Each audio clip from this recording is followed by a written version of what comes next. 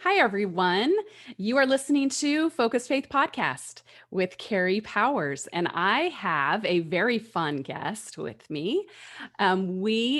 Cheryl and I are going to dive into a conversation about marriage in honor of Valentine's Day. It really got me thinking, what about marriage and how can we, as Christians, really guard and protect this primary relationship? And how do we do that? And, the Lord brought Cheryl to my mind. Pleinis has been my friend for I don't even know how many years you've been my friend. I'm terrible with math, but thankfully Cheryl is not because she's a CPA. So I don't know. When did we meet, Cheryl? When did you move into the house next door to me in Great Falls? I believe that was 2002, Wow. I think. Well, Paige was a year and a half. Okay. That's right then. Yeah. So it would have been 2002. Okay. Okay. So yes, a long time ago because Yeah. Paige is going to be 20 here in a few months. Mhm. So we've known each other a long time. And yes, Cheryl came into my life just as a direct gift from God, planted literally next door to me. And Justin and Cheryl became our fast friends quickly. Cheryl started working at the same firm that Lee was working at. And we just enjoyed just this great fellowship and time together of that season of our life of just sharing our closets, our desserts, long conversations. Cheryl and I love to Yes. shop. So we have a lot of great things in common. Right, Cheryl? Yes, we do. So just give everybody a little background, Cheryl, on yourself and kind of who you are and where you find yourself residing at this present moment. Sure. So I have moved a lot in my life. Mhm. I grew up in a little town in North Dakota and couldn't wait to get out of there and went to college in South Dakota and well, my husband is Justin, and I actually met him right after my senior year of high school. And um, he was finishing up his senior year in college. And we met at a power plant where we were just working for the summer. And so we began writing each other letters because that's what you did back in the 90s. Yes, you did. And email was novel, but it was there. Uh, but yeah, so we wrote to each other for a year and got engaged, and he got a job in Texas. And I was still going to school in South Dakota. So we got married kind of fast so that we wouldn't be thousands of miles apart for Right. any longer than we had to be. But we lived in Texas and Denver, Colorado, and then we ended up in Great Falls, Montana, where we bought the house next door to you, Yes. and we lived there the longest years of our marriage. I think we were in Great Falls for 13 years, and we had our two kids there. So they are 12 and 9 right now. Wow. And then we moved to back to North Dakota to Bismarck for just a few years, and now we are living in Wisconsin. That's right. So that's where I'm at. Over those years, I've worn a lot of hats. My profession is a CPA, and I still do tax work from my home office. But most of my time is spent homeschooling my two rascals, and um, that's pretty much how I spend every day. Yeah. So Well, no, and you are in Wisconsin, and we were joking because I was like, I don't know where Cheryl's at now. Cheryl's like somewhere, there in those we states move a that lot. you Yeah. have you have moved a lot. Yes, you have. And you have got to tell everybody because it's such a fabulous story. Your wedding story because you guys got married in Oh, January in North Dakota, which I don't know if anybody's aware of what January in North Dakota is like, but it's not pleasant usually weather-wise. No. So tell your No, story. What happened? it was not really the best plan we came up with, but when you're young and in love, you don't always use logic and good reasoning. That's So, true. Not usually, no. yeah, so we did get married in North Dakota in January, and it was in 97. And that was a significant year because there were so many snowstorms and so much snow that landed that year that the spring of that year was when the Red River Valley flooded. And Grand Forks as a city was just devastated by the floods. So the snow was mountainous in January. And Oh, wow. it's just the way it worked out. We decided that Justin had just started his new job, and so he was going to come back for just a few days before the wedding, and then we would quickly hop in my little car with all of my stuff and drive back to Texas. And it was over Christmas break, so my college friends could be there, family could be there, that kind of thing. So we thought that was probably the best time. My poor parents tried desperately to get us to wait until the following summer, but we would not be swayed. Well, kids always think they know better than their parents. Absolutely, we were no different. Yeah. And so the night before the wedding, our wedding party arrived. Bridesmaids and groomsmen and some friends, family, that kind of thing.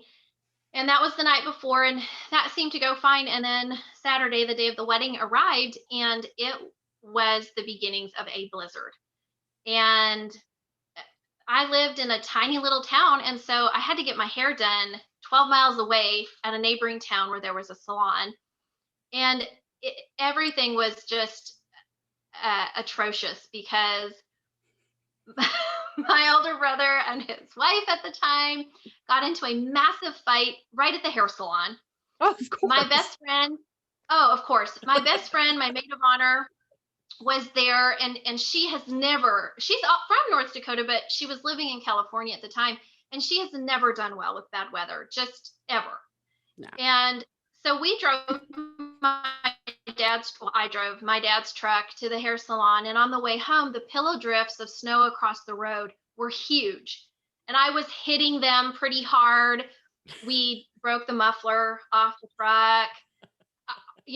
Our hair is done, and I'm just trying to white knuckle it and get home. There's things to do, and my best friend is crying like it's bad. It's bad. So we get home to discover that the pastor who was going to come marry us had driven into the ditch, but someone was helping him, so he was still going to make it on time. And then my poor husband's parents, they lived about 2.5 hours away on a farm, and they had called and said, we might be able to make it to the wedding, but we won't be able to get back home. And they had a bunch of cattle. That was their livelihood. And so you couldn't leave and be trapped outside of the farm, because then the cattle would starve. They had to be fed every day. Right. And so they were going to have to stay home and miss the wedding. And so that was sad. And my parents truly were like, I think we should just call everything off. Like, we can't have this wedding without Justin's parents. But that was my dad. But my mom was like, everything's done. The pastor's going to be here. The bride and groom are here. The food is here. Yeah. This wedding is going to happen. Yeah, I agree with your mom. At this point, it is like a train, man, and it is barreling down, and it's going to happen. Yeah. That's right. Nothing's going to stop it. Mm-mm. And so we do get married, and my wedding video is hysterical because the opening scene is the sign outside of the church saying, congratulations, Cheryl and Justin, on your wedding. And the snow is blowing sideways across the camera shot. Like it's awful. It's so awful. And so it ends, and my reception's going to be at the little civic center downtown, and people are just trying to get in their vehicles and in the snow. I don't even know where Justin is at this point. And my older brother literally took my giant dress, because people are looking at me in the car and trying to figure out how to get me in. My dress was so massive, it was the 90s. Heck yeah. And my older brother literally took a look at the situation for a split second and just scooped me up in his arms and shoved me, dress and all, into the back seat of his vehicle. And so we get to the reception, and people are eating as fast as possible so they can get in their cars and go home. And this was at a time when you ate and then you opened gifts, and everybody was rushing, like, quick, eat, send food home with people. Cheryl and Justin, open your presents, and let's hustle. So everything Wow. was just really rushed. And it, it's dark at this point because it's North Dakota in the winter. And so Right. it's dark by like 4 o'clock. Well, yeah. And it's becoming very apparent that the roads are so bad and interstates are closed that we are not going to make it 60 miles down the road to the hotel we had booked for our honeymoon suite. And I live in the middle of nowhere, North Dakota. There are Mhm. no hotels in my hometown or anywhere within 30 miles. Oh, wow.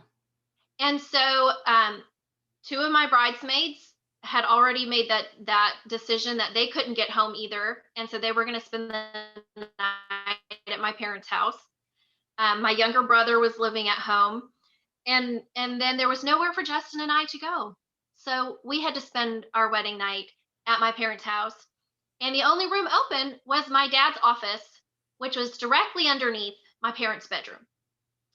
And so that No. night we watched movies, all of us together, and read our cards, and then we went to our rooms and went to bed. And you just need to let your imagination run wild the next day when everyone's getting up and coming upstairs to breakfast, and everybody's awkward, Sure. like Yeah. it's awkward, it just Yeah. is. No. And That's so anyway, interstates were still closed, and so we just had to hang out at my parents' wow. house until they opened. There's so many things about that story that are so great. And like the one thing that I love that you said is you said, I had to drive 12 miles to get my hair done because you Had to. have to get your hair done when you're getting married. And the other part about that story that I love is you went like this. And then we were driving back with our hair done. That's what you did. You went like this. And it's like, Big, yes, because it's the 90s and your hair is big and your dress is big and it's a blizzard. And your hmm wedding almost didn't happen, Yeah, but the but your pastor mom, did make it. he did make it. Okay. Well, see, you're Yeah, married. pastor made it, and my mom was gonna make sure it She happened. was going to marry you if the pastor Mhm. didn't get there. It was what was Pretty going much. to happen. Yeah. She Yeah. did not want to go through this again. I don't blame her. You know what? She's that close. You're like, it's happening. I don't know. I'll have to make it happen. But so even after that, even Absolutely. starting in a blizzard, you continue with this wedding, and you are 24 years later, here you are. You and Justin, 2 kids later, here you are. So Cheryl, you guys, it has not been an easy road. That was just the beginning of your story with the wedding saga of North Dakota. Um, but tell everybody, just give everybody a little, just kind of a rundown of, because Justin deals with a very serious illness. And why don't you kind of give everybody a little idea of what that is and what that looks like for you guys battling that? Sure. So Justin has cystic fibrosis. And for those who aren't familiar with what that is, it is a genetic disease that its primary symptoms are typically lung issues and digestive issues. And it produces excess mucus in the lungs. And that's probably the most dangerous part of the disease, because when there's excess mucus in the lungs, it gets infected and it destroys lung tissue, and lung tissue does not regenerate. And so, uh, 30, 40 years ago, that was a childhood disease only. People did not live past childhood with it. Right. And Justin was a teenager before he was diagnosed, which was really unusual. Um, and by the time I had met him, he was doing pretty well. He'd finally gotten the right medical care, and even our dating time, he spent some time trying to talk me out of the relationship because um, the future of that is unknown, and it's scary. Mm-hmm. And we already knew at that point that it was a very likely situation where we wouldn't be able to have children, because that's another symptom of the disease. And so things started off, kind of tough that way. Over the years, he has been so fortunate and so um, just taken care of by the Lord, because he does, of course, have the symptoms and the struggles. And I mean, there's lots of stories I could tell you about times that were scary and were hard, and we have been to the ER more times than I can count. Mm. um, because that's part of it. Yeah. He can manage things really well for a really long time, and then he can't. Mm. Yeah. And so um, that is the disease he struggles with. Um, he was told at 15 that he wouldn't see 20, and Wow. so he is just about 48 years old. Wow. And so we celebrate his birthdays with lots of rejoicing, because that is one more year that the Lord has given us, and has just reminded us that no earthly physician knows That's right. when it's your time.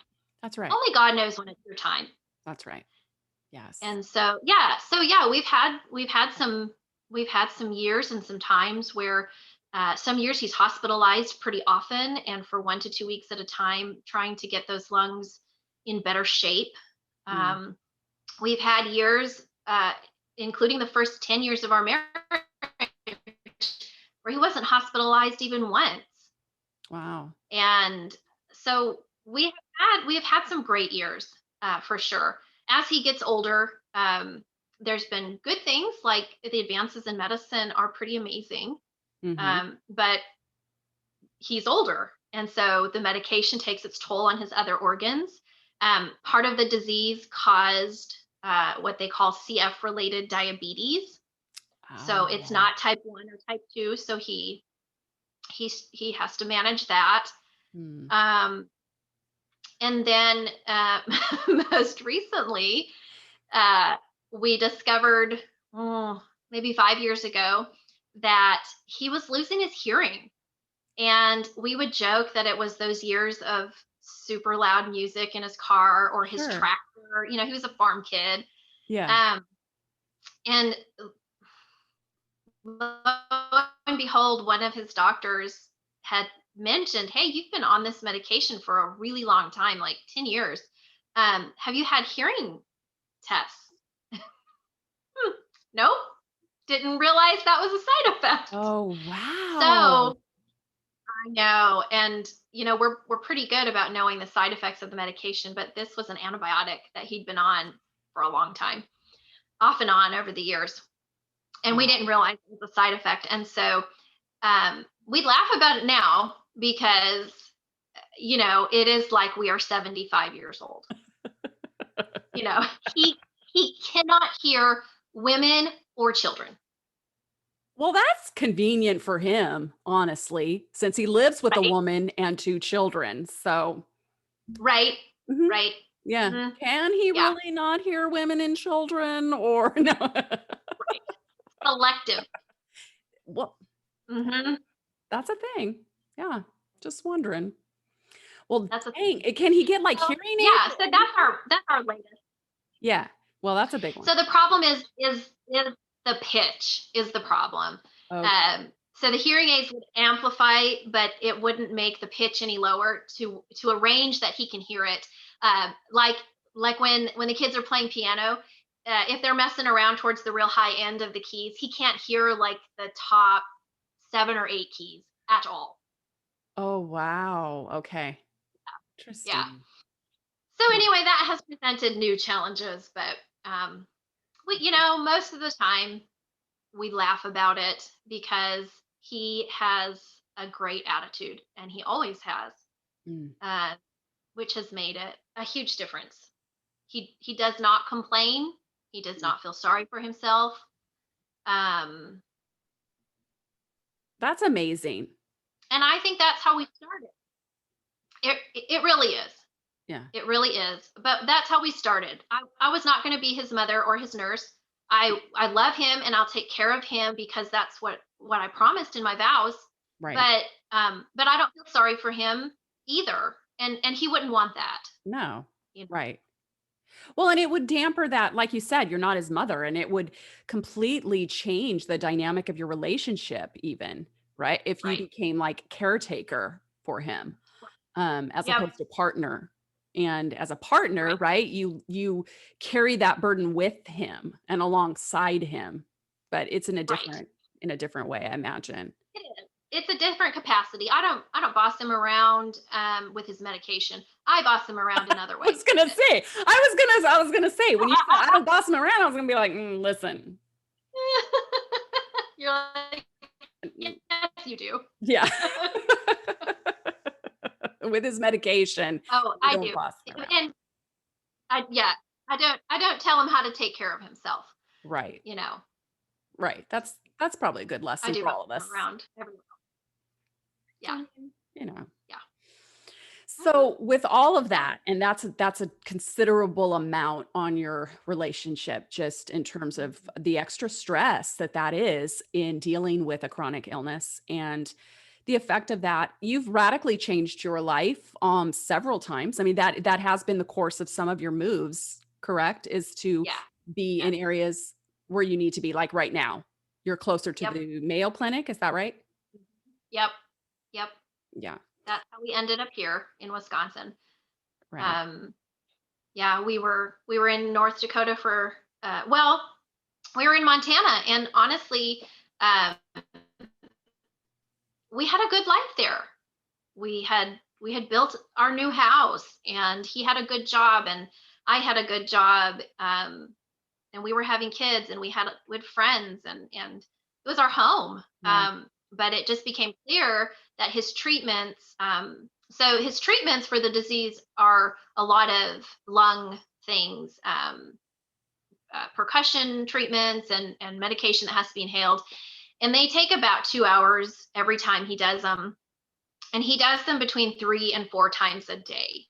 Wow. Okay. And that was just really becoming so hard to do that, have a full-time job, and be a dad.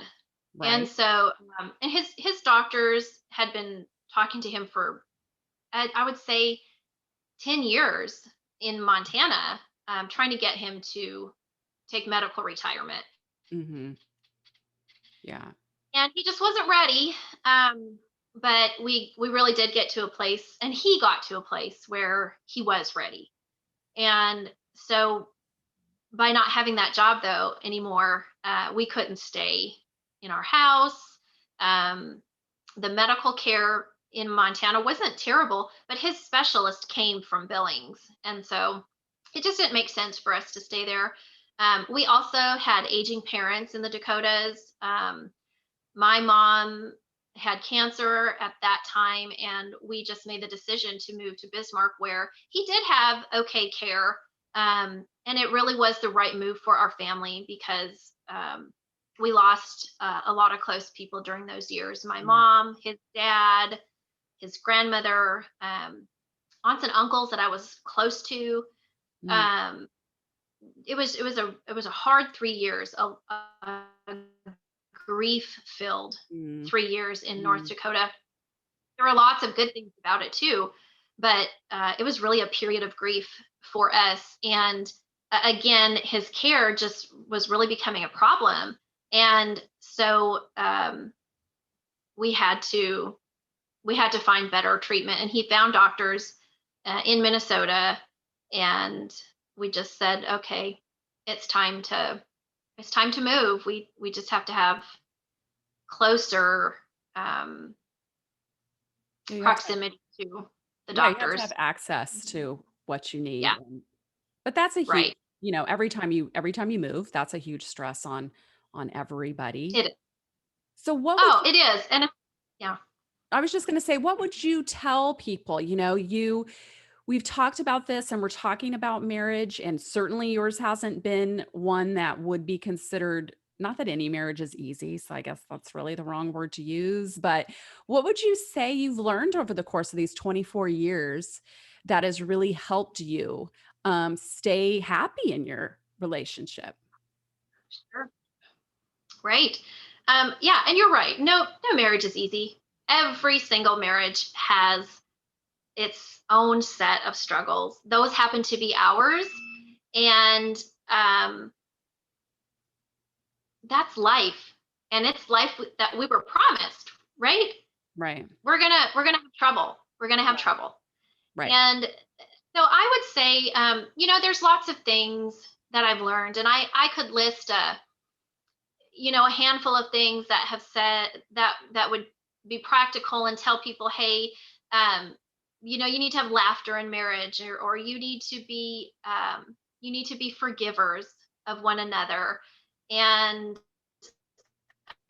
lots of things like that. But I would say the most important thing that I've learned is that my relationship to the Lord is what's going to carry us through every single situation.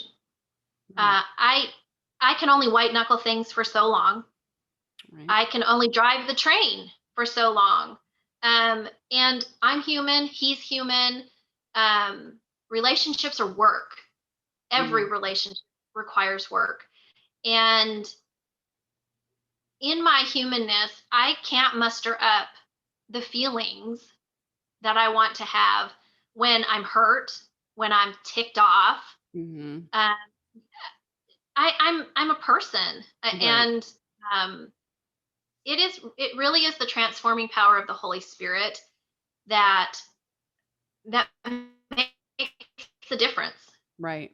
Um, and Make that's going to look different, in different situations.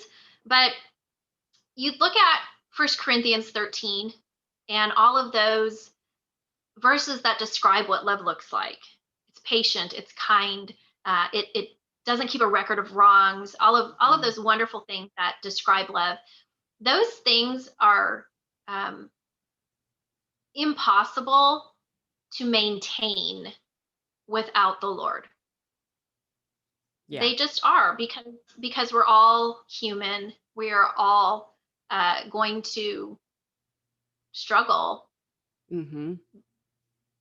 We're going to be misunderstood, all of Right. that. And so I would say that in our times that are really hard, where we're like, yes, we have those outside stresses and those various struggles with health and moves and homeschooling and all of those things.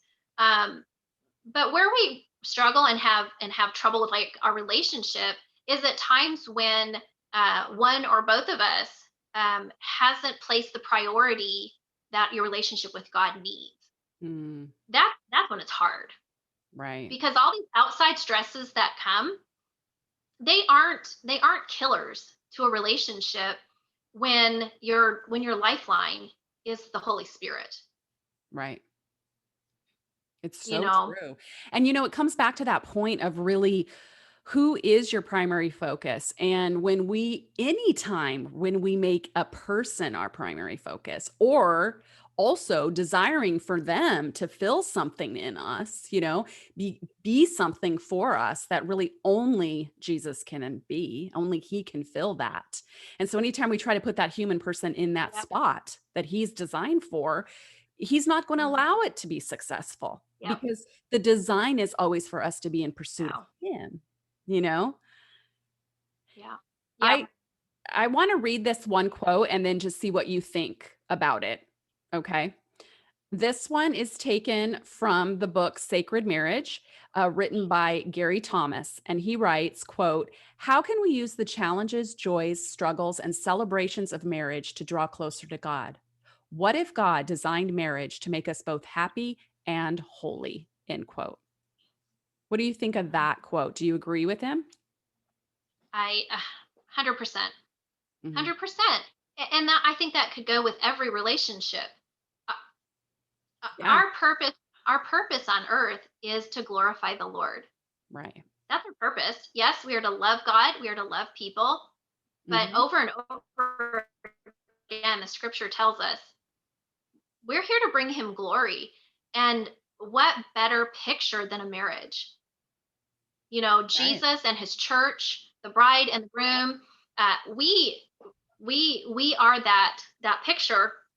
And wow, talk about the picture that comes to my mind is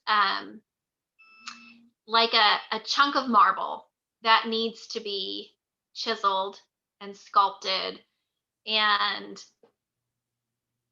I think of the way our relationship over the years has transformed me Mm, because, there's lots of things I could complain about. And Justin and I are polar opposites in personality. I mean, polar opposites.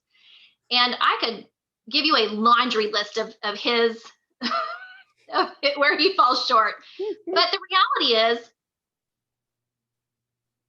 I'm not exactly a cakewalk to live with either. right. I know you're shocked. And so, yeah, but I can see, and Justin is quiet by nature. But there are times, and rightfully so, that he quietly will point something out that I have gone on a rampage about and thinking I'm justified and right, and he will quietly tell me I'm wrong. And that seems like a dangerous place for any man to be in, but Yeah. he's brave. Yeah, yes. And Mhm. Yeah, yes. but it is but truly, I not at the moment, but after some wound licking, I can see how the Lord places him in my life to chip away those rough areas, to bring out who God created me to be, which is a person to glorify him, my Right, creator, the master sculptor, if you will. right. And so, yeah, I think Gary Thomas is right on. I, Mhm. I don't think we were created to be happy. I Right. think it's wonderful when we're happy. I think that the Lord is gracious and generous. Totally. You know, we Well, have you lots think of you happiness. you think about it in terms of being a parent, because 'cause we're both parents, right? And Hmm. our Yeah, primary job as a parent is not to always make sure my kid is happy. I no, want my kid to be happy, and I try, to make sure that whenever I can, that that's the course of their life, but there are times where I have to intervene and do some things that are not gonna make them happy, because it's going to teach them something, because I know that the purpose is for something beyond this. I really am trying to raise adults, not perpetual children, and so in order yeah, and whole God willing adults who love him and desire to be pleasing to him. So that requires some things in their life that they don't always necessarily make them happy. absolutely, absolutely. And the Lord does that same thing because He loves Yeah, us, exactly. And I and think He, sometimes marriage is that key component of his that he uses, to really refine that, like you're talking about, that refining process. And what better way to do that than that primary relationship? Someone who sees you right, at your worst and all the time is with you. Um, so I think we can get misguided when we lose that perspective that there's a yeah, greater purpose here, and making us more like Jesus, is the goal. Yeah. yeah. Mhm. Yep, And no, it it isn't really easy. is. And that is the key. Yeah. No, it's not easy, but that is what has to that's what has to be in our minds, is that this isn't about me. And it's not even about my feelings, you Mm. know? So true. And that's a tough spot to be in when your feelings don't align with what God is telling you is the truth. That Mhm. and that there's a decision in that moment we have to make, right? Of what we're going to believe our Yeah, feelings or we're going to believe what God tells us. right, Mhm. right. Yeah. Mhm. Yeah. No. So and you guys, you went through a bit of a struggle with having kids. I mean, that was a journey Did. We because did, yep. you did IVF with both. Yes, we did. Yeah. And that was Yep, that was a journey. It was difficult. how long did that process take you, Cheryl? I can't remember. Yeah, I think from the time that we started with doctor's appointments until I was pregnant with Lucas, um, I want to say it was 3 or 4 years Oh, was wow. Okay. that process. Yep. We had, different snags, other things that had to be dealt with in our bodies, and I'm trying to remember all of it.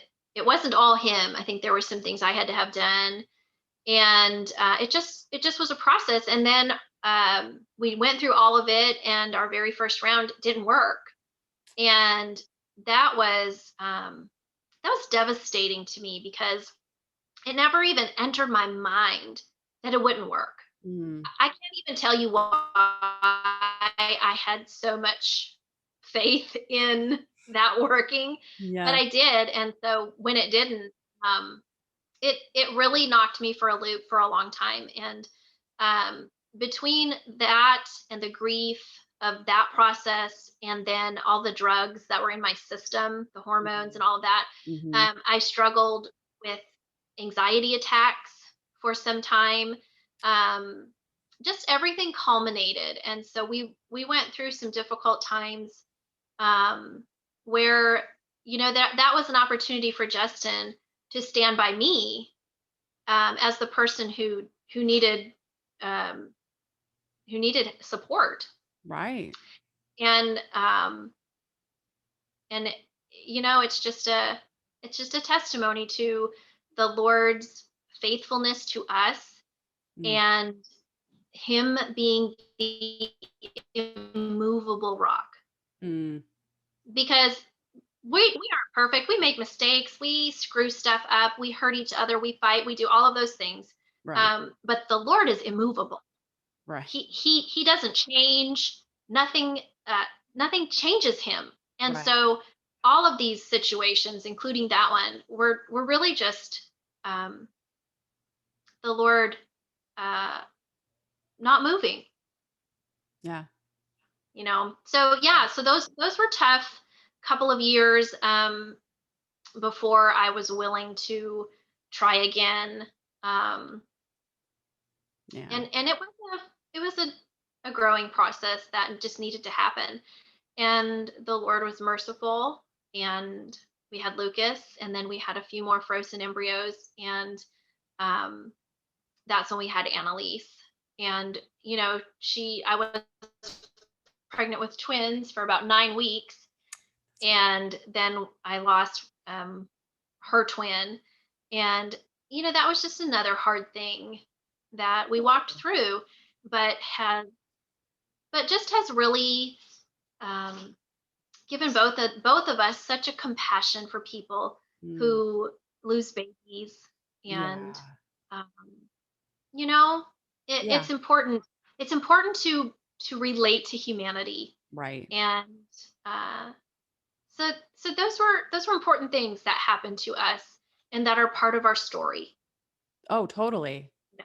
And I feel the same way. It's like life is gonna throw things at you you're just not expecting. And for sure it can throw you for a loop. Um, and that's putting it mildly, you know. You know that. I do know Hmm. that. I do know that. And But it is. I've often thought that, it kind of comes to this question of, a lot of times you'll ask the question, why me? But really the question is, why not me? Because you, Absolutely. Absolutely. to live in this flesh is to suffer, and he suffered for us on the cross. He entered into our suffering, became suffering for us. So he's not indifferent to it. He's Oh, right there with us in it. And sometimes it's just not an easy thing to grasp, but I have felt that way, that, how much better we can be to those that are also hurting because yeah. we've walked through it ourselves. And what good would we be to a hurting world if we didn't know what it was like to experience those things, Right. and to be able to say, he is faithful, he is good. It doesn't change who he is. What I'm walking through No. doesn't change who he is. And he's faithful to No. get you through to the other side of it.